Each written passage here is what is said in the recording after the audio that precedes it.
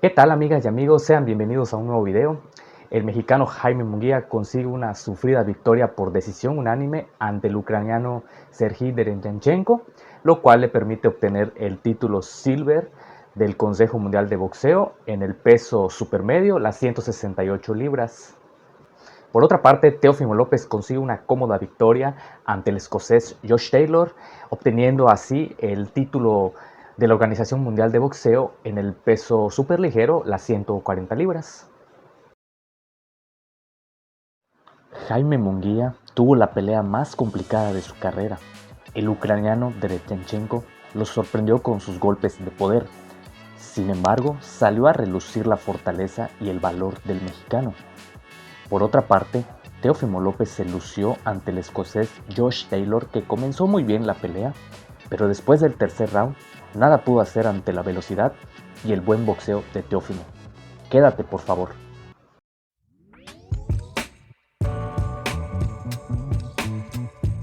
¿Qué onda? Espero que te encuentres de lo mejor. El mexicano Jaime Munguía venció a Derechanchenko, sí, por decisión unánime, pero la pasó muy mal.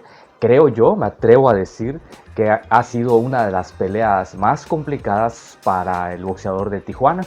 Sobre todo ese quinto round donde le metieron muchas combinaciones, lo pusieron contra las cuerdas, lo castigaron arriba, abajo. Por un momento pensé que iba a caer a la lona.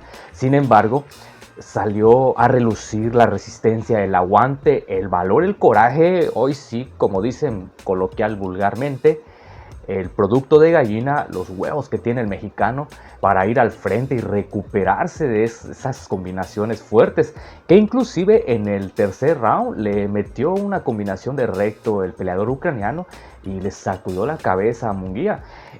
El peleador de Derechanchenko desde el primer episodio salió con todo. Fue una pelea muy buena de principio a fin.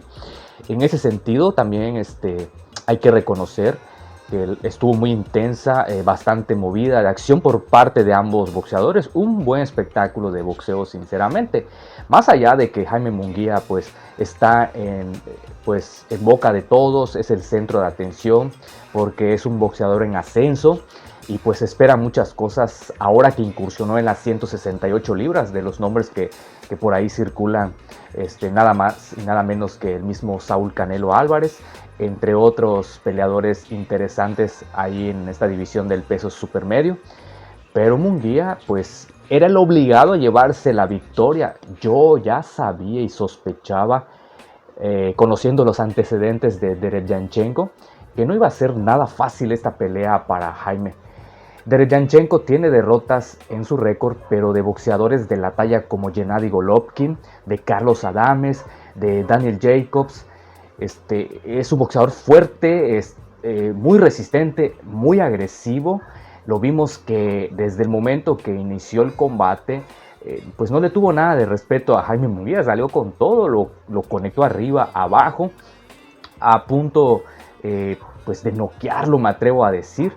Pero Jaime Munguía, después de que se recuperó en ese sexto episodio, prácticamente a la mitad de la pelea, ya lo vi un poquito más tranquilo, manejando la distancia, utilizando su jab. Lo que sí debemos mencionar, recalcar, y hemos visto a lo largo de la carrera de Jaime Munguía, porque ya tiene bastantes peleas, ya no podemos decir que es un peleador prospecto ni nada por el estilo, ya es un peleador bastante maduro, bastante corrido. Siempre ha mostrado carencias defensivas, casi no tiene movimiento de cintura, no tiene bending, tampoco tiene rolling ahí, ese movimiento que le permite quitarse los golpes curvos, sobre todo, que esos golpes curvos cuando los tiraba Serhiy Derechanchenko aterrizaban a la humanidad de Jaime y los sacudía bastante, se veía el poder de los puños del peleador ucraniano. Estuvo un poco pareja la pelea a la altura del round número 7, número 8. Vimos a Derechanchenko atacando. Jaime Munguía empezó a apostar un poquito más al contragolpe, a manera también de administrar un poquito el gas, marcándolo con el jab y conectando golpes. No dejó de tirar golpes de poder el mexicano. Conectaba el gancho, ya empezaba a verse el trabajo a las zonas blandas, un poquito más persistente el mexicano en ese aspecto, porque sí le metía los ganchos a Derechanchenko y lograba frenarlo por momentos. Este peleador ucraniano que se veía como un tren demoledor, y la única manera de mermarle un poco la condición física es a través del castigo a las zonas blandas, que Jaime Munguía empezó a realizar de manera muy efectiva, conectando arriba y luego combinando abajo el castigo al cuerpo con ese ganchito, y luego remataba el gancho también al rostro del peleador ucraniano. ¿Qué fue lo que hizo Derevyanchenko? Disminuyó un poquito el volumen de golpes en el round número 8. Luego en el round número 9 recupera el peleador ucraniano el gas y sigue al frente nuevamente atacando, tirando combinaciones sólidas que le entraban al peleador mexicano. Nuevamente Jaime Munguía le entraban hasta los retos que tiraba Derevyanchenko, le entraban al peleador mexicano. Al no utilizar el bending, pues obviamente tenía mucho ángulo para conectar Derevyanchenko, porque pues ese movimiento te permite quitarte los golpes y de alguna manera al rival pues lo pones en una situación complicada, porque pues para conectar los golpes es un poco difícil cuando tienes a un peleador enfrente que mueve mucho la cintura. Además de eso, cuando mueve la cintura a un peleador, pues tiene más rotación, lo que le permite tirar con mayor potencia el golpe. Ahora bien, una vez que Jaime Munguía buscó la zona blanda, sabía que ahí estaba la clave para hacerle daño a Derevyanchenko. Ya en el round 10 ya veía que empezaba a castigar, se veía más claro, más preciso el golpeo del mexicano. Y en el round número 12 logra conectarle un gancho al hígado rápido y manda a la lona al peleador ucraniano. El peleador ucraniano se pone de pie y continúa atacando, pero Jaime Munguía lo contragolpeaba de manera muy efectiva hasta hacerlo retroceder. Solo en ese round vi que el peleador ucraniano empezó a retroceder porque el castigo ya era más frecuente. Jaime Munguía empezó a soltar combinaciones muy fuertes, tanto arriba como abajo. Por poquito y volvía a mandar a la lona a este peleador ucraniano que, la verdad, mis respetos, aguantó bastante, le dio mucha pelea a Jaime Munguía, lo puso en serios aprietos al peleador mexicano. Y en general fue una pelea bastante buena, más allá de que nos preocupa el hecho de que Jaime Munguía pues recibió bastante castigo de cara a un futuro compromiso de título del mundo en la división de las 168 libras. Pues deja muchas dudas al ver su desempeño. Sinceramente, yo creo que la va a tener muy difícil en esta división de los supermedianos por los nombres que hay ahí de boxeadores con fuerte pegada. Nada más imaginar a David Morrell, al mismo Canelo Álvarez.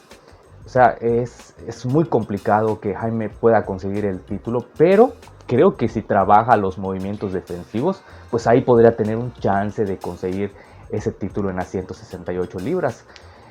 Carencias defensivas las tiene, que podemos valorar de Jaime Munguía como algo positivo: el aguante. Claro, es un boxeador relativamente joven, pues es natural que tenga cierta resistencia, pero los golpes que le metió Derevyanchenko, fuera otro boxeador, pues lo noqueaba. Eso quiere decir que tiene mandíbula Jaime Munguía. Lo que deja mucho que desear y queda de ver es el recurso defensivo, lo cual es muy importante en esta categoría por los madrazos que son más duros. Pero bueno, creo que esta pelea pues hay que considerarla ahí como una de las mejores que hemos visto este año por la intensidad que tuvo. Todos los rounds fueron bastante emotivos, de mucha acción. No sabíamos qué iba a pasar, si Munguía terminaba noqueado, Derevyanchenko terminaba también noqueado o en la lona.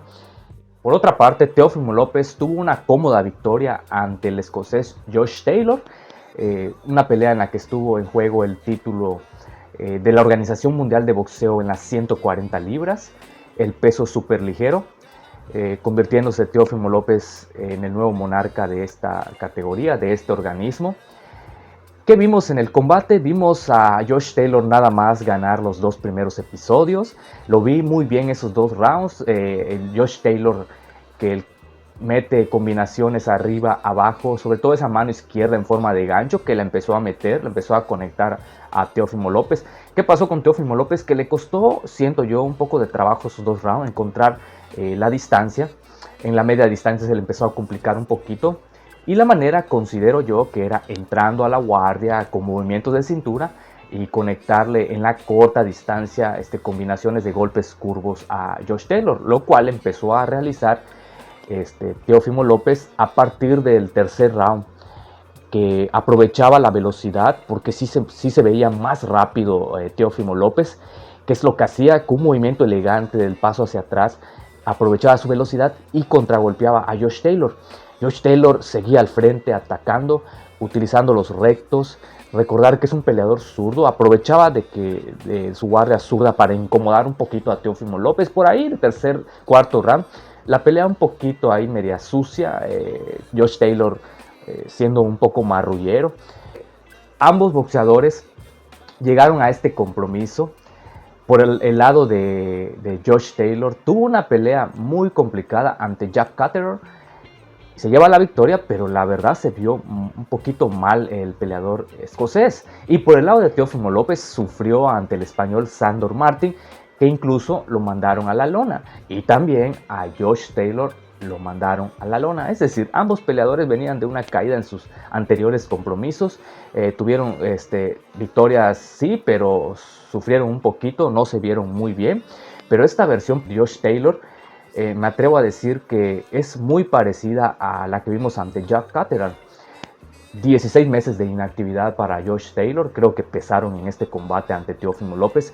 Y por su parte, Teófimo López, vimos una versión totalmente diferente a la que vimos contra Sandor Martin. Muy rápido, muy preciso, agresivo, conectando tanto arriba como abajo, luciéndose de manera espectacular. Un boxeo muy bonito que presentó Teófimo López. Lo que sí no me gustó de este peleador Teófimo fue la fanfarronería que hizo, las payasadas de darse la vuelta, de burlarse de Josh Taylor, inclusive de correr cuando terminó el último round. Ni siquiera había sonado la campana y él se dio la vuelta y corrió hacia la esquina, así como que sin importarle ya gané. O sea, muy arrogante el tipo es. Me gustó mucho lo que vi de Teófimo López, que después del segundo round, a partir del tercero hasta el 12º episodio, completamente los dominó el peleador López. En el último episodio sí puso mal al peleador escocés, estuvo a punto de mandarlo a la lona, pero aguantó el castigo. Se puso de pie Josh Taylor y terminó el combate de manera digna. Lo vi lento, lo vi un poco preocupado, como que impreciso por momentos, tiraba sus ganchos, sus volados y fallaba, se veía errático después del cuarto, quinto episodio, que ya se veía un poquito ahí medio gaseado.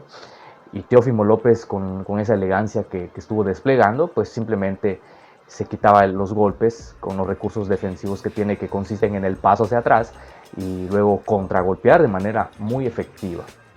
Coméntame qué te pareció el desempeño de Jaime Munguía, cómo viste el combate, ¿te pareció bueno? En lo personal a mí me gustó mucho la pelea. ¿Ves a Jaime Munguía como campeón del mundo en las 168 libras? ¿Qué te pareció la pelea entre Josh Taylor contra Teófimo López? ¿Esperabas una victoria de Teófimo López? Como siempre, un gusto enorme platicar un ratito contigo de esto que nos encanta, que es el boxeo, lo que aconteció este pasado fin de semana.